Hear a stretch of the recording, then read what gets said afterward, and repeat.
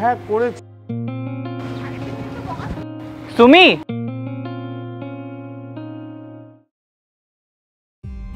এসে গেছে বড় লোকের বেটা। চলো, আজকে না আসতে একটু লেট হয়ে গেল। হ্যাঁ, তোমার আজকে লেট হলো কেন? বাবার অফিসে একটু কাজ ছিল, তাই বাবার সাথে একটু কথা বলতে বলতে লেট হয়ে গেছে।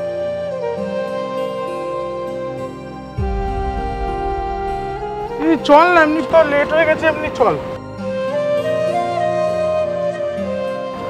সুমি, প্রতিদিন কি তোমার ভাইকে সাথে করে নিয়ে আসতে হয়? আমাদের রিলেশনে তো একটু স্পেস দরকার। চল তো, লেট হচ্ছে এমনি। দিদি দাঁড়া, আরে দাঁড়া না। দিদি তুই কি রাগ করেছিস আমার উপর? আমি তো তোর ভালোর জন্যই বলছিলাম।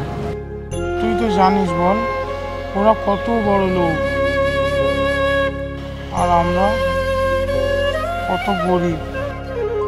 তুই তো জানিস মা কত কষ্ট করে আমাদের দুজনকে পড়াশোনা করাচ্ছে, আমাদেরকে মানুষ করছে।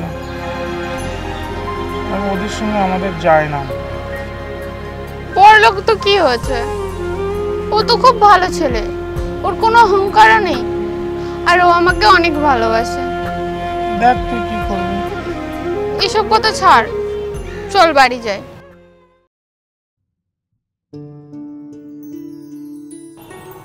মা,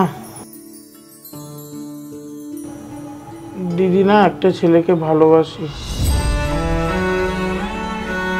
আর সে অনেক বড় লোক।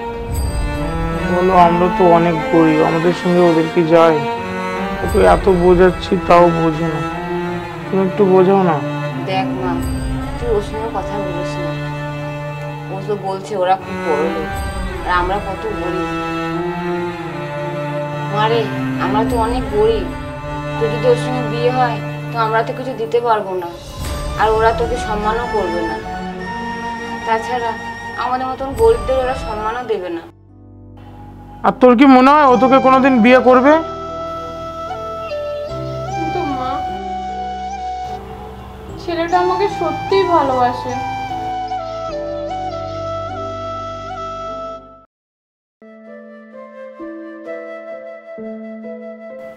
আচ্ছা শোনো না।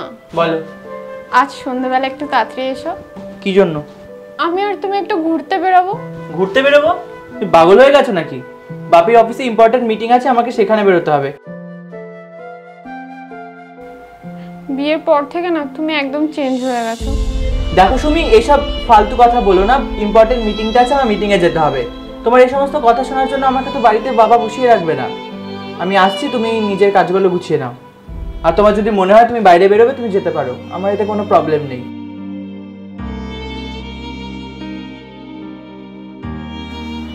তাহলে আমি একটু মায়ের কাছ থেকে ঘুরে আসি। মায়ের কাছে মানে? তুমি কি একটা সোজা কথা বুঝতে পারছো না?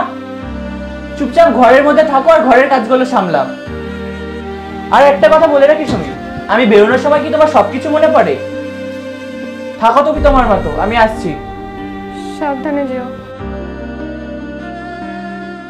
মা, তোমার শরীর প্রচুর খারাপ লাগছে না?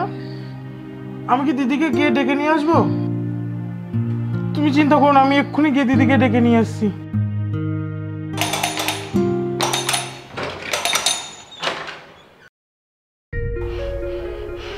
আরে তুমি তুমি এখানে কি করছো? দিদি কোথায়? দিদি ঘরে আছে। আর তোমার দিদির সাথে কি দরকার? আমি দিদিকে নিয়ে যেতে এসেছিলাম। মায়ের প্রচুর শরীর খারাপ তো, তাই।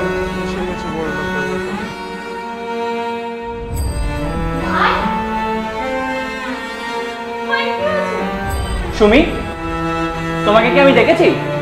তোমার মায়ের কিচ্ছু হয়নি, তুমি ঘরে যাও। আর তোমার ভাইয়ের সাথে যা কথা বলার আমি বলছি। এই যে শোনো, তোমার দিদিকে কি আমি বিয়ে করে এনেছি তোমার মাকে দেখার জন্য? একদম এখানে আর আসবে না, এক্ষুনি বেরিয়ে যাও।